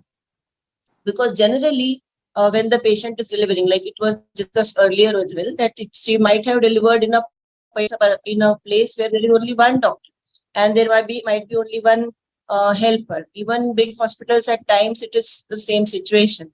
So this is a very, very important message which should be spread wide and forward, that good amount of light, proper positioning of the patient, and availability of at least one assistant for proper examination of the patient to rule out the atonic you are dealing with as it is, starting with oxytocin and arranging for blood and crystalloids and everything that is taken care of. But traumatic is one thing which is taking. In our hospital, we see it is almost 40% of patients are because of traumatic PPH. They go into shock. So that is very important to be underlined. Yes, regarding measures for minor PPH means where the blood loss is without any clinical findings, then of course that same person can manage. Yes. This is in the situations where the deliveries are being conducted at PHCs or conducted by the LHVs and similar there. There, the intravenous access, they should immediately manage. They should do venipuncture, group and screening, full blood count, coagulation screen. That all should be sent because all these things has not been done for this patient earlier. Otherwise, in a big hospital, like in a medical college setting, we expect that all these have already been there with the patient and the patient has come to us with all the reports. But yes, in a smaller setting, now is the time that if it has not been available, it should be given, and the vitals should be recorded. And besides the pulse, respiration, and blood pressure, we must add the urine out. This is the fifth vital we now say. Besides the pulse, respiration, temperature, and blood pressure, fifth is the urine output, and one should have a keen eye. An obstetrician should have a keen eye over the urine output. Even the smallest amount of urine in the catheter, means the tubing, should be getting our attention. That is what I would like to say. One thing we have to remember, normally our sisters will put cannula which is more than 20 number. So in an obstetric setup, we should insist that whenever we are putting a cannula, it should be at least green if higher number is not available, because then blood will not go through that cannula, and then again we have to put another venipuncture and again one more cannula. Even crystalloid will go very slowly. So if you are suspecting, preparing for PPH, any high risk factor, put green cannula at least for that patient. Sadhana, ma'am. Next question is, how will you manage a major PPH if the patient's cardiovascular instability is there, BP is falling, and pulse rate is more, and the shock index, like what is the normal shock index, and beyond which you should be very much alert, and where you should take immediate resuscitative measures? So shock index is a very sensitive marker for hemodynamic instability. Normally, it is calculated by heart rate and systolic blood pressure, which we do for every patient. So just it is very simple to put this formula. Normally, 0.7 to 0.9. Maximum is 0.9 for a pregnant patient. For a non-pregnant patient, 0.7 is enough. So if it crosses 0.9, you have to be very alert, because now this patient is going into a major PPH. And this is also a very good criteria for triaging. If it is going beyond 1, our patient may need ICU care, she may need massive transfusion. So it is an indicator that this patient is deteriorating. Alert everyone, tell the relatives also that this is the situation, alert the ICU, blood bank, everything. And we should also know that now this patient is critical. So put level 4 management for this patient. If it goes beyond 1.3 and all, then it's a very poor prognosis for patient. Very means hypoxia has taken up. So before that, we have to manage the patient. Do whatever we can. It should not deteriorate.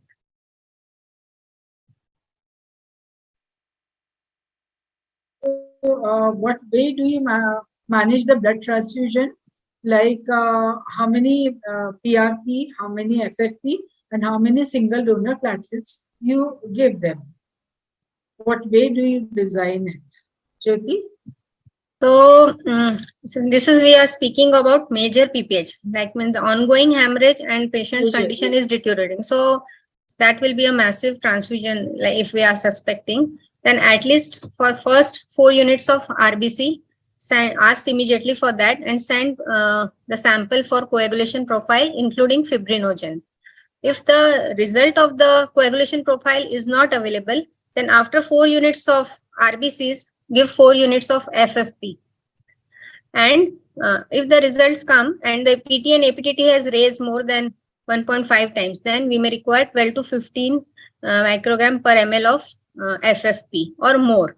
And if ongoing hemorrhage is going on, still the reports are not available, then after 4 units of RBC and 4 FFP and fibrinogen is falling less than 2, give 2 pools of cryoprecipitate and 1 unit of platelet transfusion. So the aim should be to keep platelets more than 50 and APTT less than 1.5.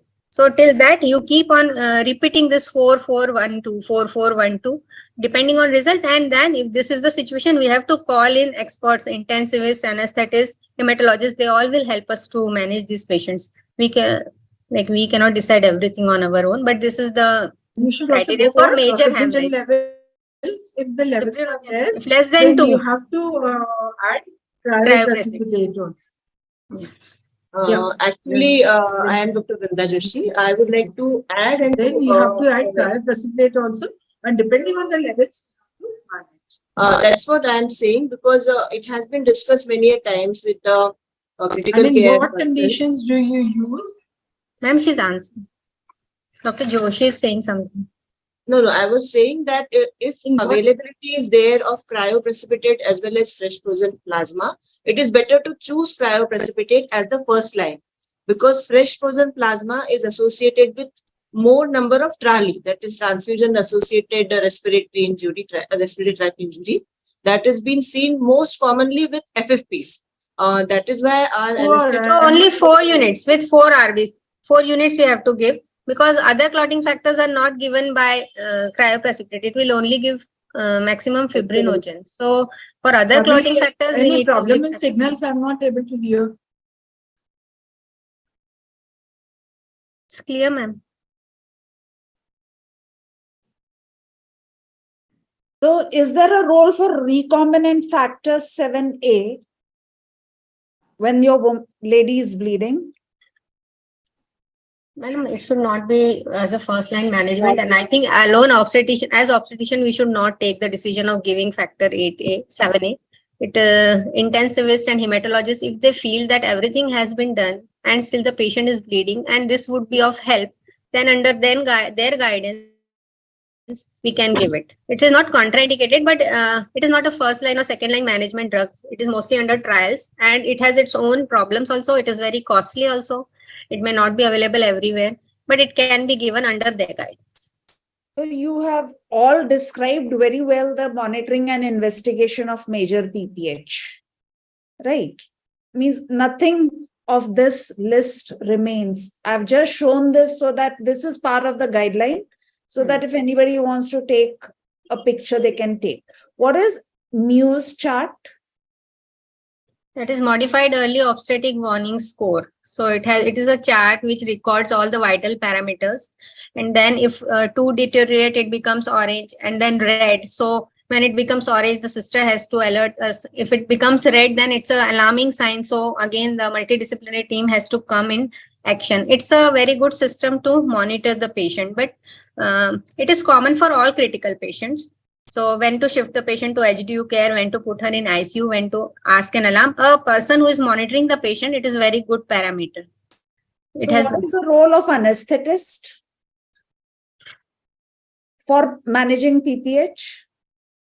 Madam, anesthetists have a major role in management of major PPH, because if patient has to be made hemodynamically stable, and if we need to put a central line, then again anesthetist is required. If we want to go for an intervention, exploration, or any operative procedure, again the anesthetist has to be present. So once the anesthetist comes in, at least fluid management and management of pain and central line and all that can be taken care of by the anesthetist, so that we can concentrate more on obstetric care. So a senior anesthetist should be called early as soon as PPH sets in. So what methods should be employed to arrest the bleeding? All the methods. Whatever you can do. And what pharmacological and mechanical strategies? This we will discuss with the ACOG guidelines. What are the surgical methods available? And one question to all the experts here. Would you intervene early or late? Early. Ma'am, it is said that you give carboprost, first dose, second dose, third dose. If patient has not responded in 3 doses, that means half an hour is already gone. Then it's time that you shift the patient to OT and go for second line management, like introducing a uterine tamponade. And of course, if it is a traumatic, then we will handle it immediately. But if you are not more than that, if 3 doses patient has not responded, if the uterus is relaxed, go for surgical intervention, shift the patient. Dr. Anuradha, you're very quiet. Dr. Anuradha. I'm sorry, ma'am. Actually, I'm driving, ma'am. So just to avoid the traffic noise, I've kept it. All right. Okay. I'm listening to you, and if there is anything I can add on, I'll definitely do. Thank you. Okay. So, how is secondary PPH managed? Secondary PPH is mainly due to either retained products or due to infection. So we have to manage depending on the cause. Rule out retained products by ultrasound and do a microbiology for infection, start antibiotics or evacuate depending. Mostly these are the causes. Dr. For Renu, you secondary want to add something? Yeah, I want to add, it can be, sometimes it can be due to incomplete involution of the placental side. If the placenta is really low, most of the time the patient doesn't bleed on the same time, and lately she present like that. So in the rare scenario, I have seen that patient came with the secondary PPH and the placental side was bleeding, so the stitches on the placental side was to be taken there. So this is a rare sign, and I have witnessed it, just wanted to mention. Thank you. Thank you, Dr. Anuradha. So, training and preparation. What measures can be taken to ensure optimal management of PPH? This is just the summary. Dr. Renu? Yes, ma'am. Yeah. Ma'am, every hospital should have a definitive protocol for the management of these emergencies, like what steps should be taken first, then next. Every step should be known to each and every person of that maternity unit, like in the PTs or of medical officers posted in labor room. They should know what they should start doing first, then what should be the next step. And there should be training in the department also for the whole staff also, like they in that training the nursing officers should also be there, so that they should also know that their roles in such emergency situations, ma'am. What do you think about rehearsals? Should we have rehearsals? Yes, ma'am. Ma'am, every person's role is very important. Even the lift man, the lift door should be open if you have to rush the patient. The corridor should be empty for if you have to rush the patient. Even small person, a security person, the lift person, the fire person, lab person, OT person, everybody has to know their role. So unless we do the drill, they will not know what to do when the alarm is raised of hemorrhage. So this is very important. Training and rehearsal is very important. And one more question. How often should the rehearsal be held? If you want to do it weekly, monthly, once in 3 months, what's your experience? At least once in 3 months, and whenever a new staff arrive, then we have to rehearse it with them. Once in 3 months. So this we've discussed. Documentation is extremely important. Yeah. Debriefing has to be done. Then what are the targets that we want to achieve with transfusion? So hemoglobin of at least at 8. Yes, Dr. Anuradha, proceed.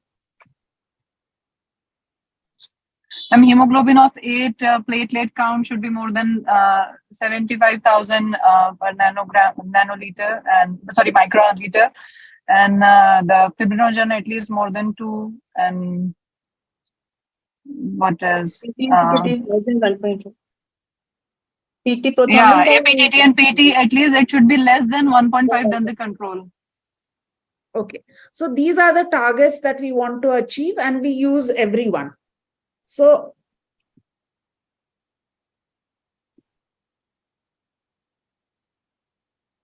now the most common cause of primary PPH is atony. Initial management has to be to stimulate uterine contractions. So now, would you go one by one? Your patient has started bleeding. What are you going to do? She has just started. As we have mentioned in profile access, I personally prefer doing fundal massage. So the fundal massage followed by emptying the bladder and then giving the uterotonics. Already we have given the oxytocin 10 IU/IM at the time of birth. Then we can repeat oxytocin 5 international unit IV or IM. Even if didn't respond, then we can start methergin if the patient is not hypertensive, then carbofrost. And as madam has discussed, we can repeat it every 15 minutes, and even we can give maximum 8 dosage, but we won't wait for the 8 dosage to get completed, and within half an hour we have to see the response and shift her immediately if she will not respond.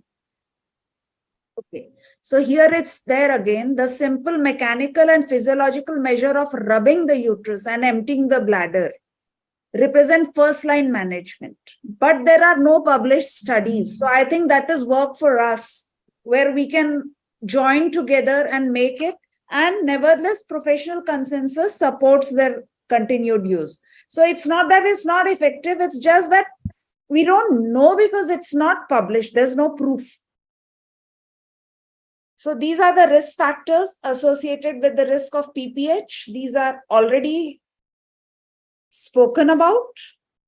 Here it's also perineal laceration is written 2.4 times. We've discussed this, how much to give, what to give. Now we come to the ACOG guidelines. Sadhna ma'am, aap lenge? Yes.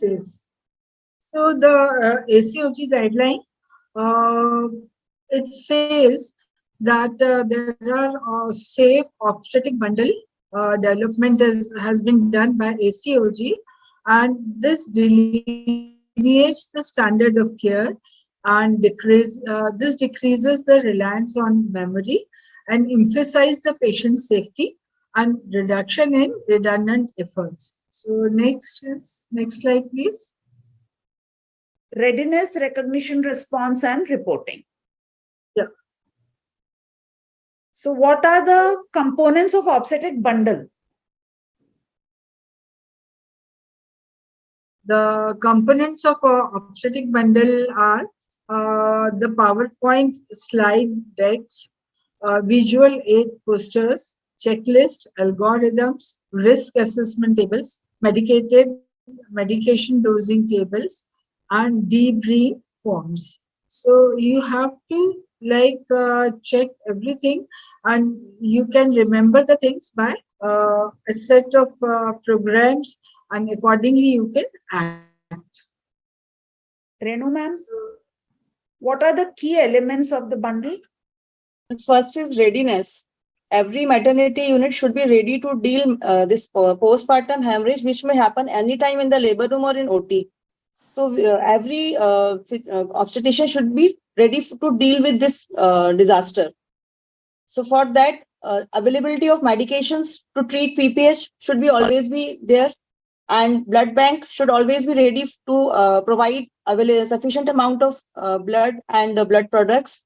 And as earlier told, that posters and protocols for these balloon tamponade or to apply B-Lynch stitches, everything should be there at the site of the where patients are there. And second is recognition. Like as before, we have discussed the assessment of the risk factors.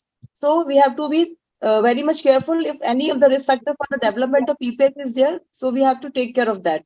And third is the response. Response means as soon as PPH develops, then we have to get alert, and we should start the management of that thing as early as possible, and to inform the patient's relatives and the other staff of the hospital.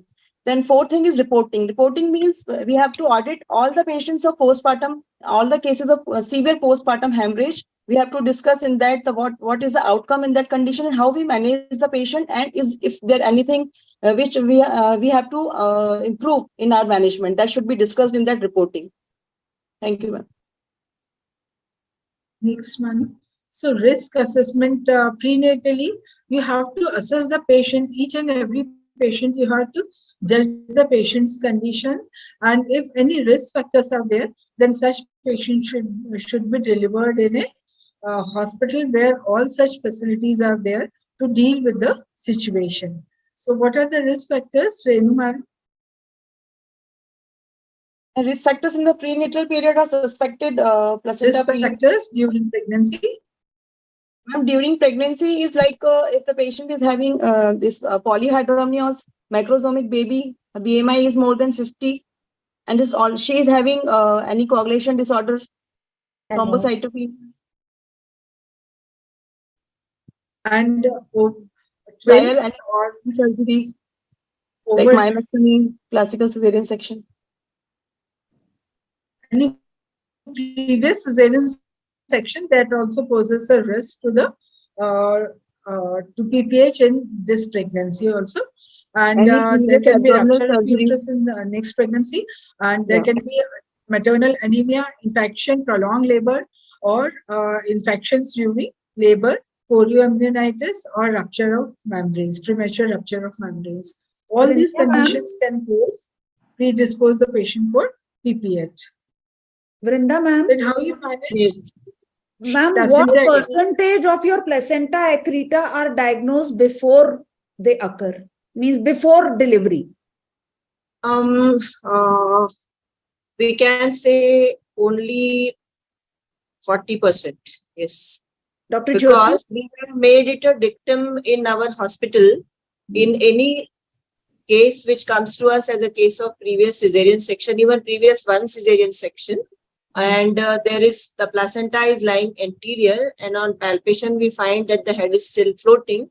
Then it is a dictum in our hospital to consider that this may come out as placenta accreta. It is so common now, that is one.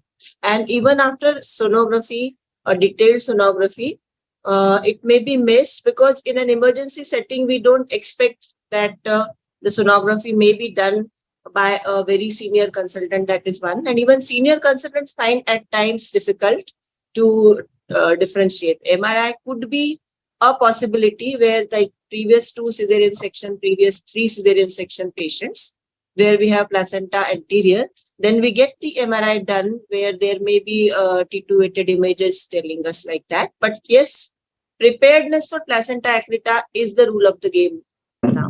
But you And said for all patients 80% are diagnosed, right? Yeah. Only So 40% low-lying are diagnosed. previous Jyoti, section. your setup, how many are diagnosed before? Because any patient of previous scar, previous surgery, low-lying placenta, we call back the radiologist ki accreta to nahi hai, accreta to nahi hai. So they look again and again. After 4 weeks, call again make sure that, and if there is slightest any chance that there may be, then go for further investigation unless it is ruled out. So we communicate personally with the radiologist and make sure that I do not get many just like walk-in. Mostly patients are booked. So high index of suspicion makes it rare that accidental accreta happens. Actually, madam, in my opinion, we should now, like PPH, we should now all obstetricians be prepared for placenta accreta.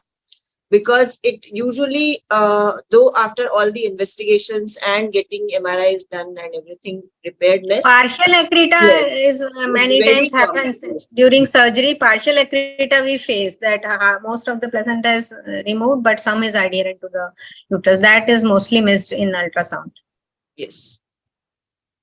So what are the risk assessment for placenta accreta management? What is the risk assessment? First is the number of cesarean section, earlier cesarean sections. If it is 1 or 2 or 3, as number increases, risk increases. Second is the location of the placenta, whether it is anterior or posterior. If it is anterior, the risk of morbidly adhered placenta is more.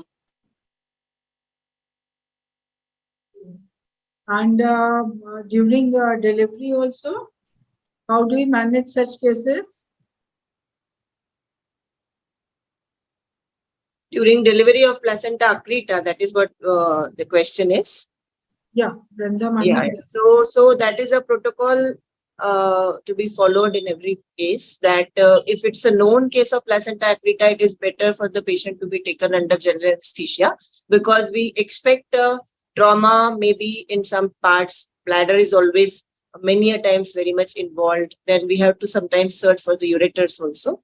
And the dictum is not to touch the placenta before the delivery, means when the baby is delivered. So generally we open the patient by a midline incision, which is very rare otherwise. And we try to deliver the baby a little higher up incision given in the uterus. It may be a vertical or a transverse depending upon the comfort of the patient at that time. And one very important thing which we have made very essentially to be done is remove all the adhesions of the uterus beforehand. Because if you need a hysterectomy, then if the uterus is found to be adherent to the anterior abdominal wall, which is very commonly it is in cases of previous 1, 2 or 3 cesarean sections, then a very precious time is lost in just removing the adhesions while the placental area has started bleeding. So once the uterus is clear, the baby should be delivered by giving a high up incision above the level of the placental insertion. And once the baby is delivered, if possible, the insertion, the incision is closed very fast. And then generally we have always made the patient and the attendants very sensitive that hysterectomy is the treatment of choice. After so many years of having done packing, having done focal resection, having done this and having done that for placenta accreta patient, now we have come actually to the conclusion that if it's a placenta accreta, if it's a placenta percreta, which is most of the times it is, hysterectomy is the treatment of choice, which generally saves the patients. And it's a war zone, of course. Even then, that's what I would like to say. What is the massive transfusion protocol in such cases? Yes. Massive transfusion. We already have arranged for 4 packed cells and of course FFPs, cryodes, platelets. Generally, we are arranging late. And yes, of course, a senior surgeon or a urologist has always been informed that we will definitely need. And a very peculiar finding that we find is the bladder is all spread across the placental bed. It has become so thin, the bladder wall, that most of the time we need the reconstruction kind of the bladder in these patients. Even when there is no bladder injury, the bladder becomes very, very thin and needs reconstruction. So presence of a urologist, and the case should always be managed by the senior most person of the unit. That is again the dictum. It should not be left ki khol lenge, uske baad jab bleeding hogi tab bula lenge. No, it's the precious time is lost. So that is what it is. Yes. So the hemorrhage card checklist, you have to keep everything ready. Like all the instruments should be ready in OT, all the blood should be ordered, blood bank should be ready in providing you the readily available cross-matched blood. Then all instruments for cesarean, for laparotomy, and if needed, maybe urologist, you can call up the urologist surgeon also to help you out in cases of placenta accreta. So all such instruments and these are always available in OT at most of the places. So, and all the drugs are mostly available everywhere. So we need not to worry. Even carbetocin, tranexamic acid, and this carboprost, misoprost. So we try with all pharmacological methods, and then we can go ahead with hysterectomy if there is intractable bleeding.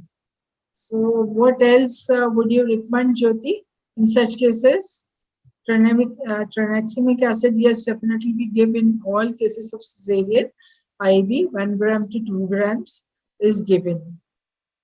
Yeah. Anything else? Prediction and prevention, and then active management of the complication. That is the, we have to save the life of mother by all means. So what is the obstetric hemorrhage checklist? Just give the headings. The IV access, medication, blood bank, the actions to be taken, and the documentation. So this checklist should be readily available everywhere where we are delivering the patient. So we don't have to run for this at the time. It should be pasted in the labor room and in the OT where we are doing obstetric surgeries. And so that one after the, we are sure that we have followed all the steps, and no need to recall your memory at that time. It should be there. One thing that nobody brought out here was that you need to have O negative blood ready. If you are expecting and the cross-match blood is not available, then O negative blood has to be transfused immediately. And we normally get, if we order our blood bank officer, then we get the blood packed cell as well as FFP. Ma'am, that is for planned cases. For unplanned cases, you need to have O negative. You don't wait for the blood. Yes. So these are the initial steps. And then for uterine atony, what are the interventions that you have? The different balloons and sutures and all? What do you have? And we use condom balloon. That's it. Condom balloon. Yes. So you have an intrauterine balloon, whatever balloon you are using, but it is but not in sufficient numbers. Bakri balloon is also available, but it is not available in sufficient number. So we prepare balloon by using condom and Foley's catheter. And it is So a highly balloon effective. will help in management, as well as if we have inserted balloon, inflated, and his hemorrhage has not stopped, then it is an indication that we have to go and open the patient and do a laparotomy and go Has further. anyone an experience of Dr. Panikar's cannula? No. No. Not used it. We have not Seen used. Seen it, but not used it. Okay. So these are the, what is this? Brace sutures and uterine artery, stepwise ligation of uterine and ovarian vessels. These should be available. What are the lines? First, you might have to need to do a curettage, placental bed suture, uterine artery ligation, utero-ovarian ligation, uterine rupture repair, then B-Lynch. Hysterectomy.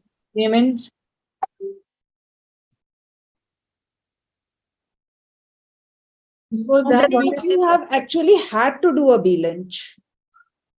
I have done stepwise devascularization in placenta previa, and that controlled the bleeding. B-Lynch I have assisted, not for my patient, but for a colleague's patient we have done. And what is your experience with intrauterine packing?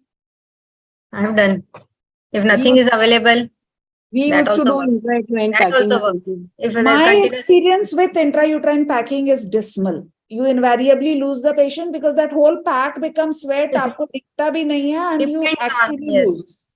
So, Madam, here I would like to say something. That even it's a very pitiable thing that intrauterine packing does not find a place in the various management strategies for atonic PPH, and even to some extent placental adhesion where there is a focal adhesion, because in our hospital, rather in Gwalior itself, a tight intrauterine packing in cesarean section patients is one very good strategy. It is very easy to do. Only thing we have to ensure the PGs or the senior consultants or everybody that it is a tight intrauterine pack. If it's a loose, should go inside. Yes. And now you have done it for 2-3 bleeding. You have a stage 3 bleeding more than 1.5 liters. What are you going to do? One specific question I'm asking you: would anyone give crystalloids? Yes.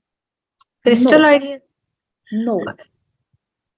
You don't give crystalloids. You only give initially. You given 2 bottles. Yes. Bleeding After that, no. After that, no. After that, no. That's what I'm saying. Now she's in stage 3. Now she's in stage 3. After 2.5 to 3 liters, no more crystalloid, because it will increase the dilutional coagulopathy and it will increase the coagulopathy if we give further fluids. Exactly. You have to replace this blood. Is part of the guideline. This I wanted brought out for the viewers. And you've given misoprostol, tranexamic acid. Nothing has worked. You've given the Bakri balloon, didn't work. You gave B-Lynch, didn't work. Did uterine artery ligation. Did a hysterectomy also. She's still bleeding. Now what? She's now in collapse. She has massive hemorrhage, hypovolemic shock, or amniotic fluid embolism. What next?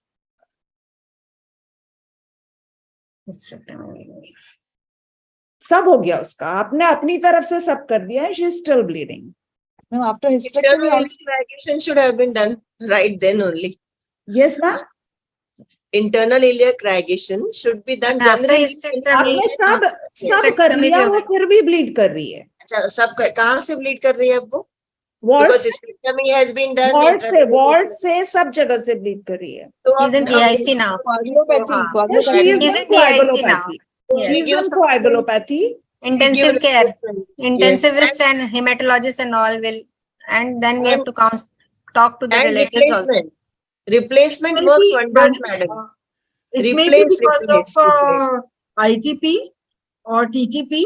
So in such cases, they give high doses of steroids also, and such patients should be managed in ICU under care of intensivist, as well as in all such cases of intractable bleeding. You can also try with giving activated factor 7 concentrate for controlling the bleeding. So this way, and giving cryoprecipitate is also important. Giving FFP and single donor platelet is also very important in controlling the bleeding in all such cases. So We can now do abdominal somebody has abdominal refused कि हमको blood नहीं लेना है. They refuse कि हमको blood चाहिए ही नहीं. What do you do with such patients? Then lower threshold for all interventions. Yes, that is the most important thing, that you have a lower threshold for all interventions. So, anybody would like to conclude? Madam, it's a nightmare. PPH is a nightmare. And once it happens, you need help. You will not have the courage to manage. Even if you know perfectly everything what has to be done, you need help. You should not hesitate in calling help. Immediately raise an alarm and call people who will help you to manage this patient, if you want to save the patient. I want one point from every person before we actually end the webinar. Brinda ma'am? Yes. Just one word of caution to everyone. For PPH? Yes. Be alert, attentive, and active. Because PPH is there to stay. Patient after delivery should not be left like that. Ki ho gayi delivery. Every patient should be very closely observed, at least for, even if you have come home, call back the sister patient, theek hai, ek baar pulse dekh lo, BP dekh lo, bleeding dekh lo. We have to call and we have to ask for the parameters. Till we are suturing episiotomy and closing the abdomen, we are there for half an hour. But even after that, at least for 1.5 hours, we should be vigilant for that patient. And madam, even after that, someone is saying that patient is lying in a pool of blood. Nobody has observed. And madam, even after that, in a medical college setting, I have seen that even a small trickle of the blood that is happening afterwards. Means apparently, if you do an abdominal examination, the uterus appears tight. But this should be maintained in a clear watch that the patient is using more than normal vaginal pads. And if you open the vulva, then there is a constant trickle. That line is always there. It's not. Paraurethral tear will bleed all night. Yes, yes. And then the next morning you will find her breathless, and then you will consider it's because of embolism. But actually it was because of the chronic blood loss. That is another very important thing to be discussed in PPH. That is why I said alert, attentive, and active in taking decisions. And in all the cases of deliveries, we should use the uterotonics very frequently. Like in all the cases, we should use it. Oxytocin, sometimes if needed, carbetoxin also can be used. And sometimes we do use carboprost, particularly in cesarean section, and tranexamic acid. It helps in controlling the bleeding. So we should try and control whatever patient is bleeding by judicious use of all such pharmacological agents. And we should not leave the patient after delivery. At least for 1.5 to 2 hours, we should watch the patient, or maybe the staff should watch the patient and see for the bleeding, and any injury, any coagulopathy, if it is there, should be treated accordingly. So all patients need proper care, attention, and during pregnancy and intranatally also, and postnatally also. Thank you, ma'am. Dr. Renu, you want to say something? One line.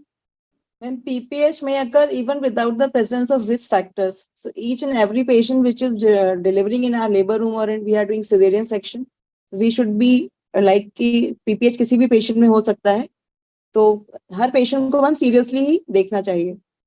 Shruti ma'am, आप बैठे हैं अभी तक. Would you like to say something, please? Ma'am, I'm loving the discussion. और क्योंकि आप रायपुर से हो, मेरे मायके वाले हो, तो मैं तो मायके के मजे ले रही हूँ बिल्कुल. I am very happy. The one thing also मेरे को चाहिए कि जो अपन वैजाइनल डिलीवरीज कराते हैं, इन ड्यू कोर्स क्या हो जाता है, अपन बहुत ज्यादा स्टाफ पे रिलाई करने लग जाते हैं. कुछ स्टाफ इतना बढ़िया ट्रेन हो जाता है कि अपन उसकी बात पे भरोसा करने लगते हैं. तो वो भरोसा एक लिमिट तक ही करना होता है. This is what I have learned with experience, कि उनकी बातों में भी ढूंढो कहाँ वो लोग एकदम कॉन्फिडेंट नहीं है, and then go for it. वहां पे गड़बड़ निकलती है. हाँ मैडम, नहीं है, हल्का सा है, ठीक है, इसको नहीं लेना, देखो उसको. This is what I have learned. क्योंकि वो जो स्ट्रीक की बात मैडम ने की ना, दैट इज रियली स्केरी. वो एक स्ट्रीक आते रहता है, आप स्वाब से पोंछते हो, फिर आते रहता है, फिर स्वाब से पोंछते हो, फिर अच्छे से खोल के देखो तो 3 o'clock में कहीं टीयर दिखेगा, फिर उसको रिपेयर करो, तब आप चैन से सो सकते हो. This is what my experience is. So, thank you. Thank you. I You all want to know- say a few things. Ma'am. Yes, Dr. Shabana, Shabana. welcome.